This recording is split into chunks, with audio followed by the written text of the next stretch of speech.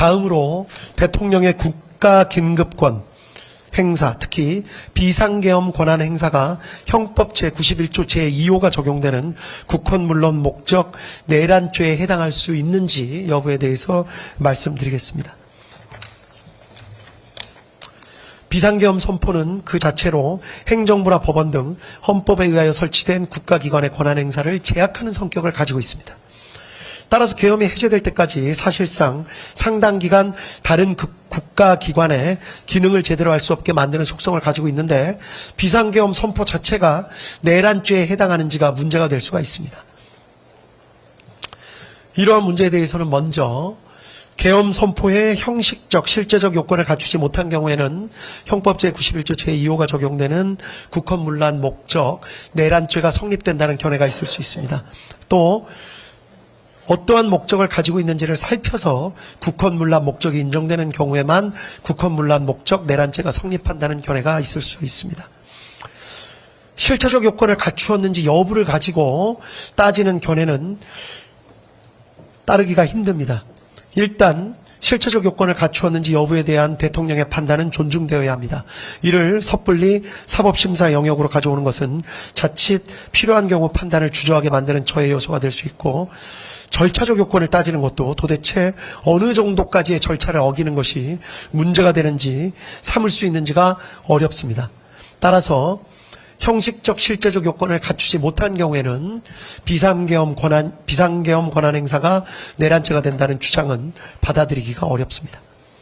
따라서 다른 견해, 원칙적으로 계엄의 요건을 갖추었는지 여부에 따라 내란죄가 성립되는 것은 아니나 다만 비상계엄의 선포로도 할 수 없는 권한의 행사를 목적으로 하는 것이라면, 즉 국회의 권한을 침해하거나 행정사법의 본질적인 기능을 침해하는 것, 우리 헌법이나 계엄법 등은 비상계엄을 하더라도 국회의 권한을 침해하거나 행정사법의 본질적인 기능은 침해할 수 없도록 정하고 있습니다. 따라서 비상계엄을 하더라도 국회의 권한을 침해하거나 행정사법의 본질적인 기능을 침해할 수 없는데, 이를 목적으로 해서 비상계엄을 선포하는 것이라면 비록 헌법이 정하고 있는 권한행사라 하더라도 이때에는 형법 제91조 제2호가 적용되는 국헌문란 목적 내란죄가 성립할 수 있다는 것이 이 법원의 판단입니다. 따라서 원칙적으로는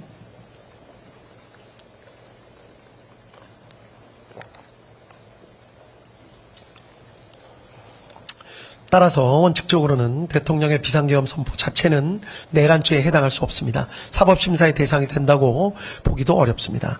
다만 그 내용을 살펴서 비상계엄의 선포로도 할 수 없는 권한의 행사, 그것이 헌법이 설치한 기관의 기능을 상당 기간 저지하거나 마비시키려는 목적으로 하는 것이라면 결국 이는 헌법이 정한 권한행사라는 명목을 내세워서 실제로는 이를 통해 할 수 없는 실력행사를 하려는 것에 다름 아니기 때문에 형법 제91조 제2호가 적용되는 국헌문란 목적 내란죄가 성립할 수 있다는 것이 이 법원의 판단입니다.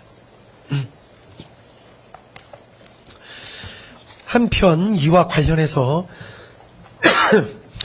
한편 이와 관련해서 피고인 윤석열 및 그 변호인은 이러한 주장을 하고 있습니다. 이 사건 비상계엄 선포 등에 이르게 된 목적은 사사건건 무리한 탄핵과 예산 삭감 등 정부의 발목을 잡아 반국가 세력이나 다름없게 되어버린 국회에 대한 국가 위기 상황을 타개하고 자유민주주의 체제를 수호하기 위한 것이었기 때문에 그러한 목적 하에 이루어진 이 사건 비상계엄은 국헌문란 목적 내란죄가 될 수 없다고 주장합니다. 그러나 이 법원의 판단으로는 이는 어떤 일을 행한 동기나 이유, 명분과 그 목적을 혼동하여 하는 주장으로 보입니다.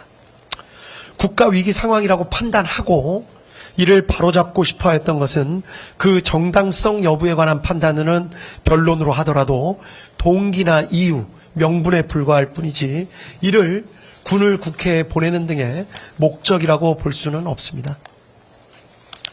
위와 같은 동기나 이유 때문에 피고인 윤석열, 피고인 김용현이 군대를 보내 국회를 봉쇄함으로써 국회의 활동을 상당 기간 저지하거나 마비시켜 국회의 기능을 제대로 할 수 없게 만들려는 목적을 가지게 되었던 것이고, 그 목적을 이루기 위한 수단으로 비상계엄, 병력 출동 및 국회 봉쇄 시도 등의 행위에 나아간 잘못을 저지른 것은 명백하게 구분되어야 합니다. 성경을 읽는다는 이유로 촛불을 훔칠 수는 없습니다.